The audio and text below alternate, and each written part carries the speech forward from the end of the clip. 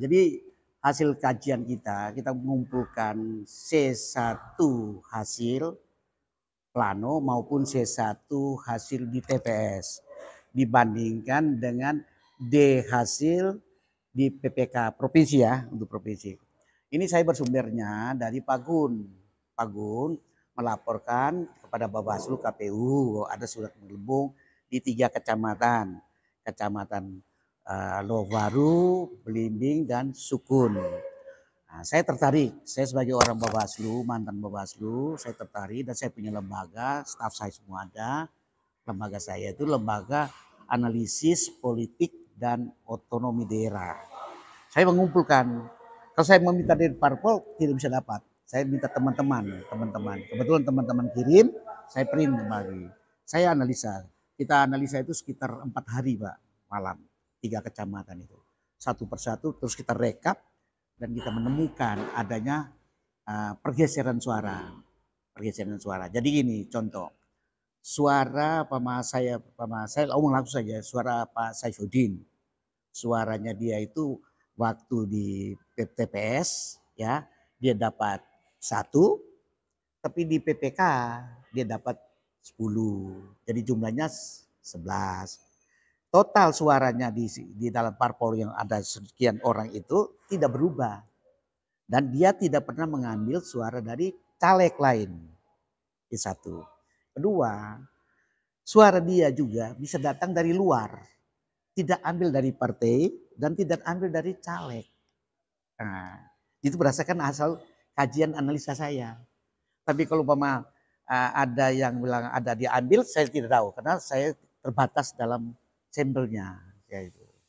Gitu. Ada berapa TPS yang terjadi pemindahan atau pergeseran? Banyak TPS, TPS-nya banyak. Jadi ada TPS itu ada di Sukun, ya di Sukun itu ada 570 TPS dengan 11 kelurahan. Di Belimbing TPS-nya 527 dengan 11 kelurahan. Di Lowokwaru 478 TPS dengan 12 kelurahan. Jadi total seluruhnya 1.575 TPS. Tetapi sampel yang masuk saya tidak sampai situ, tidak sampai hanya 1.000 lebih. Tapi memang dari sampel yang dikumpulkan atau penyandingan data Bang ini memang terjadi pergeseran suara. Pergeseran suara. Tapi jadi pergeseran suara itu tidak ambil dari caleg, tidak bergeser dari, cuma ambil dari parpol. Parpol dan suara dari mana? Dari luar. Saya tidak tahu suara dari mana. Jadi, tapi itu bagian dari kecurangan. Semua kecurangan tuh. Semua itu harus kecurangan tuh. Nah, tapi faktanya di penghitungan atau rekapitulasi di kecamatan PPK ini kan disaksikan banyak saksi. Banyak saksi. Nah ini dari mana yang terjadi pergeseran ini? Pergeseran itu rupanya, ini saya pengalaman di Bawaslu.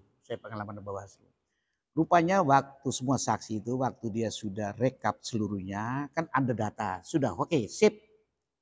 Tapi sisa menandatangan kali waktu mau sholat atau makan. Nah, jadi makan bisa setengah jam atau 1 jam. Ini peluang untuk orang berbuat curang. Sehingga kawan-kawan yang dari saksi dari partai politik datang, dia tidak lihat lagi, dia hanya tanda tangan. Tanda tangan. Itu kemungkinan terjadi. Perubahan itu di plano atau sirekap? Sirekap.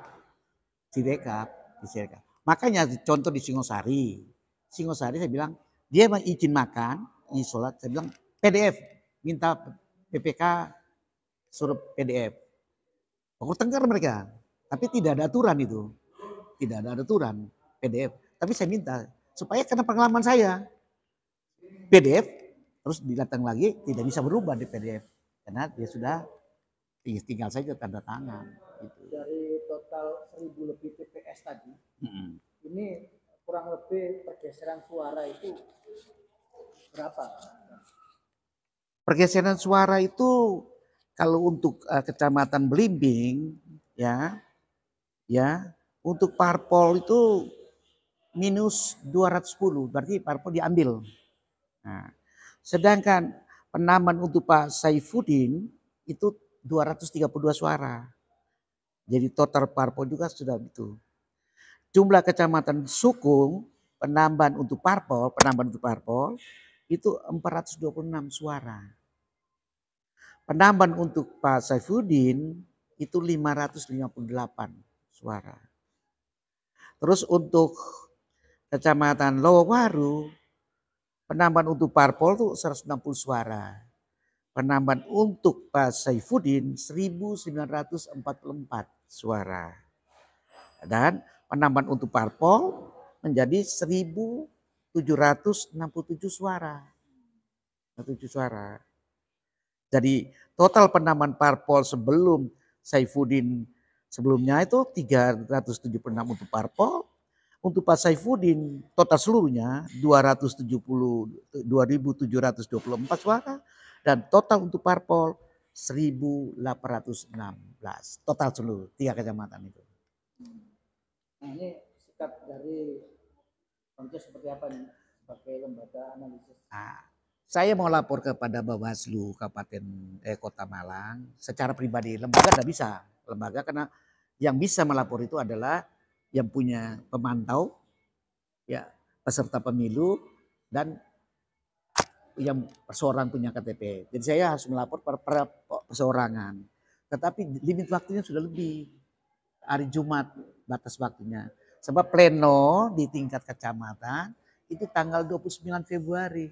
Jadi sejak bukan setelah. Sejak berarti Kamis dia hitung. Kamis, Jumat, Sabtu, Minggu hari kerja Anda hitung. Datang ketemu Jumat. Saya 5 hari itu saya rekap itu baru selesai hari Sabtu. Saya WA pada teman-teman di Bawaslu, gimana nih Mbak? Saya bisa, oh udah betul ini limit waktu. Udah bisa. Jadi saya bisa saja melapor ke DKPP bisa. Tapi saya juga melaporkan kepada partai politik yang bersangkutan. Saya membuat kajian semua. Jadi kajian saya itu saya bikin pendahuluan, terus dasar hukumnya, terus metode pengambilan sampelnya bagaimana, terus kajian dan analisa, terus kesimpulan. Saya tidak beri rekomendasi. Dari kajian yang dilakukan Konces ini hanya PDIP saja? Berdasarkan sumbernya dari pemberitaan tadi. Tetapi tidak menutup kemungkinan dalam 1-2 hari ini saya akan membuat DPR RI. Kalau ada caleg-caleg yang merasa dirugikan, silakan hubungi saya. Saya bisa membantu. Saya bisa membantu menganalisa, mengaudit. Nah, jadi Pak Dewa atau Mbak Budi Kris atau siapalah KD ya. Dia bilang, Pak Jos tolong bantu saya menganalisa. Silakan saja, asal data itunya lengkap. Nah, data. Gitu.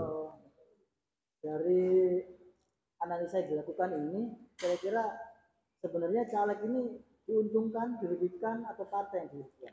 Kalau calegnya satu yang diuntungkan yaitu Pak Saifuddin.